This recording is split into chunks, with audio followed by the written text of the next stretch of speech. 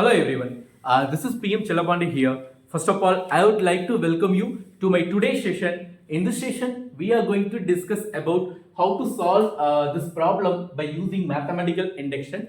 Let me dive into solving this problem. Here we have a proposition which is involving in terms of natural numbers. So here we are going to check this proposition is satisfying for all natural number or not. So in order to prove this condition, we are going to take one of the best mathematical method to prove this concept is a mathematical induction method, right? So we can prove this problem by using induction method. So induction method is nothing but there will be three steps in induction method. In step 1, we are going to prove this result is true for 1, right? In step 2, we are going to assume this result is true for k. In step 3, we are going to show that this result is true for k plus 1, right? So this is what we are going to do in this problem. Okay, let me dive into solving this problem. So first, the first step is we need to expand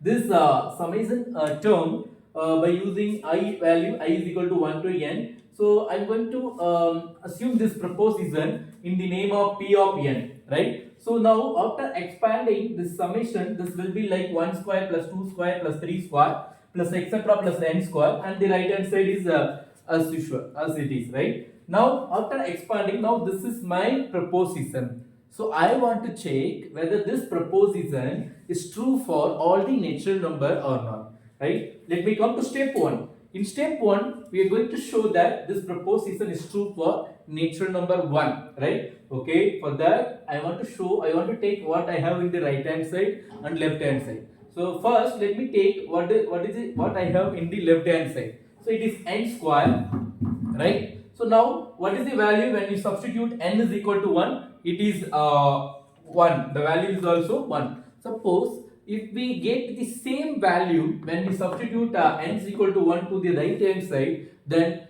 the step 1 is true for 1, right? Let me check whether we are getting the same value or not.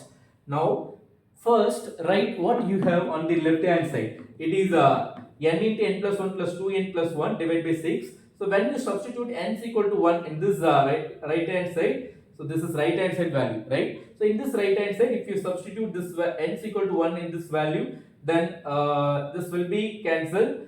So again we will get 1, right? Therefore this result is true for 1. This is what we want to show that in step 1. Now let me come to step 2. In step 2, we have to assume, right? The given statement is true for k. Okay, why we are assuming this in step 2 is because our important step is 3, right? So in step 3, we have to show that the given proposition or statement is true for p of k plus 1. So in order to prove that, we are assuming here p of k is equal to this one, right? So p of k is equal to, it is very easy. You just replace in your actual proposition, you just replace n by k. Then you will get this one. Now from here we are just assuming this result. Now we are going to use this result in the next step. Let me show you how I am using this result in the next step, right? So what is the next step? In the next step, we want to show the given proposition is true for p of k plus 1, right? So here p of k plus is that means in the first step we have to write the given proposition in terms of k plus 1. Then it is 1 square, 2 square, because wherever you have n, that has to be replaced by k plus 1. So after replacing k plus 1, here we have k. Here we have to replace by k plus 1. Here k plus 1 is what? K plus 2. Here 2k plus 1, which means 2k plus 2. So 2k plus 2 plus 1 is 3. So in this way, I just have replaced my value. Now I want to show that by taking left hand side is equal to right hand side. This is my task. So let me come here whether I'm